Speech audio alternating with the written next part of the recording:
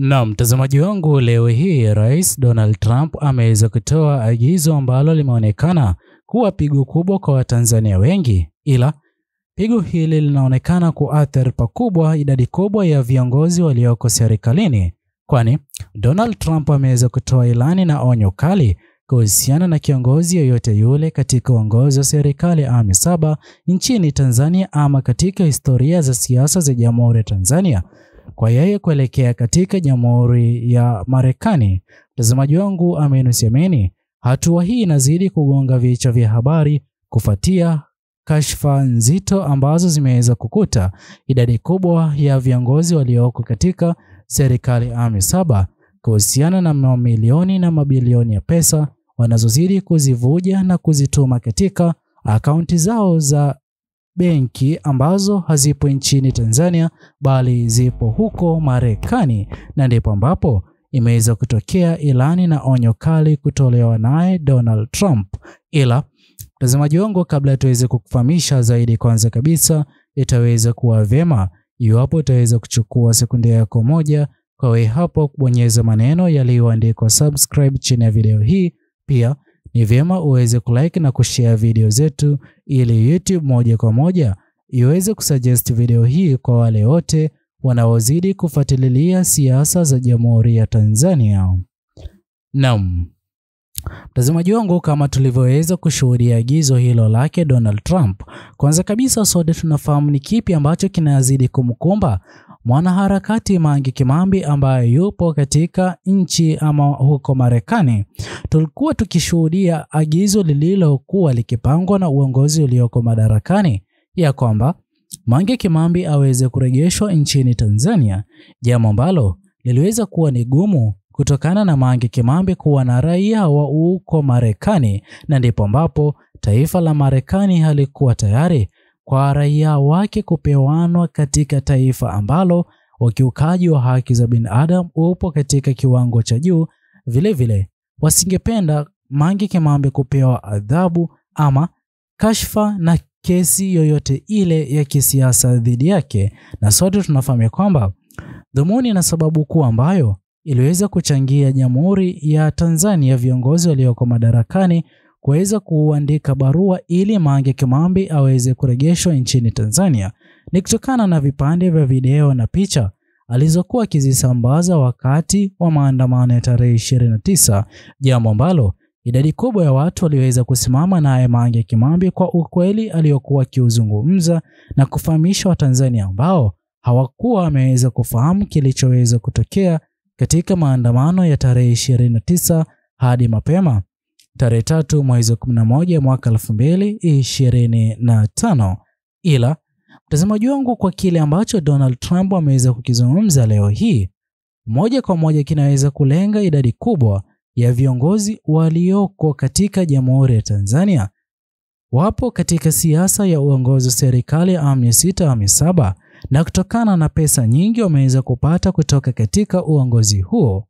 wameweza kupeleka katika mataifa ya kigeni. Benki wanazozidi kuzimiliki kwa pesa walizoweza kuziweka in dola na sio in Tanzanian shillings ndiyo imeweza kuchangia Donald Trump kuanza kuwafurusha na hata kufreeze baadhi ya akaunti hizo baada ya kuchunguzwa kwa fedha hizo ambazo zipo kwa idadi kubwa na hazitumiki. Ile hali iwapo ni kiongozi ambaye yupo uongozini kukuwa na kiasi kikubwa cha fedha kwa aina hiyo, lazima pesa hizo aweze kuzitumia na moja kwa moja aweze kufanikisha baadhi ya miradi ambayo waliweza kuahidi wananchi wa Tanzania, jambo ambalo ni tofauti kabisa na kile ambacho kinazidi kufanywa na viongozi walioko katika serikali awamu 6 iliyoweza kupita na hivi sasa serikali awamu 7. Ni tofauti kabisa na jinsi ambavyo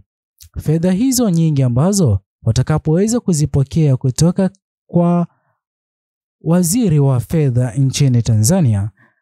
wanazidi kudai kwamba pesa hizo za miradi na kuendeleza uchumi katika Jamhuri ya Tanzania, ili hali pesa hizo wanaweza kuzituma katika akaunti zao ili kuwekeza, jambo ambalo Trump ameweza kulikataa na kusababisha maelfu ya viongozi walioko madarakani wanaozidi kupata pesa kutoka kutokana na kujuana kwa viongozi wakuu wanaozidi kuendesha serikali hiyo, wanazidi kulazimika kwa ajili ya kutoa pesa hizo na wao pia kutotakikana kuonekana katika Jamhuri ya Tanzania, kunradhi, huko Marekani, jambo ambalo idadi kubwa ya Tanzania wameweza kulifurahia. Mtazamaji wangu, naamini kwa njia moja ama nyingine unafahamu wafanyi biashara wanaozidi kufanya, wanasiasa ambao wanazidi kufanya biashara huko Marekani. Naamini unazidi kujiuliza, je, ni kipi ambacho ataweza kukifanya? Kwanza kabisa, biashara hizi wanazidi kumiliki ni shares ama percentage katika biashara nzima. Hivyo basi, kile ambacho huenda tukaweza kukishuhudia kutokana na wao kutokuwa na uwezo wa kuchukua fedha hizo nyingi ambazo wameweza kuwekeza kwa muda mfupi baada ya kuingia madarakani ama ofisini, mbinu watakayozidi kuitumia ni kutafuta jamaa yoyote yule aliyekuwa na uraia wa huko Marekani, na ndipo ambapo waweze kubadilisha kila kile walichokuwa kikimiliki huko Marekani kwa jina la huyo watakayekuwa wameweza kumchagua huko Marekani, ila lazima aweze kuwa muaminifu kutokana na mali nyingi ambazo huenda zikaweze kupotea na yule kiongozi ambaye ameweza kupoteza mali hiyo kushindwa kuifuatilia kuipata jinsi ambavyo inakuwa ikitarajiwa. Sasa mtazamaji wangu, hatua hii hivi sasa inazidi kusababisha viongozi wengi kuanza kujaribu kutuma baadhi ya biashara wanazozidi kuzimiliki kwa mataifa mengine. Iwapo wataweza kuruhusiwa, basi moja kwa moja wataweza kuendeleza walichoweza kuanzisha, ila kama hawataweza kuruhusiwa, moja kwa moja wataweza kuathirika na hata kuingia hasara maradufu, kinyume na jinsi ambavyo walikuwa wakitarajia kupora mali hiyo na mwisho siku kujiendeleza kibinafsi na sio kuendeleza Jamhuri ya Tanzania. Mtazamaji wangu, itakuwa vyema iwapo hapo utaweza kutochia maoni yako kuhusiana na alichoweza kukizungumza Donald Trump, ila ifahamike pia kuna mbinu ambayo huenda ikaweza kutumika. Sote tunafahamu jinsi gani ambavyo uongozi wa serikali awamu 7 unazidi kupitia changamoto kupata mikopo kutoka katika mataifa ya kigeni. Basi moja kwa moja huenda kaweza kulazimika fedha hizo waweze kuzichukua kutoka kwa akaunti za watu binafsi na kuziweka katika nini ya serikali, katika pesa ama katika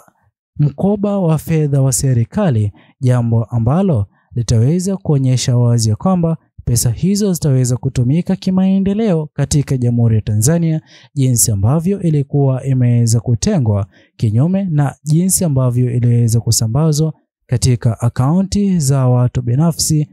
huko Marekani. Mtazamaji wangu, ni vyema iwapo utaweza kulike na kushare video zetu. Muhimu kabisa uweze kusubscribe, like, comment na kushare. Bye bye until the next video.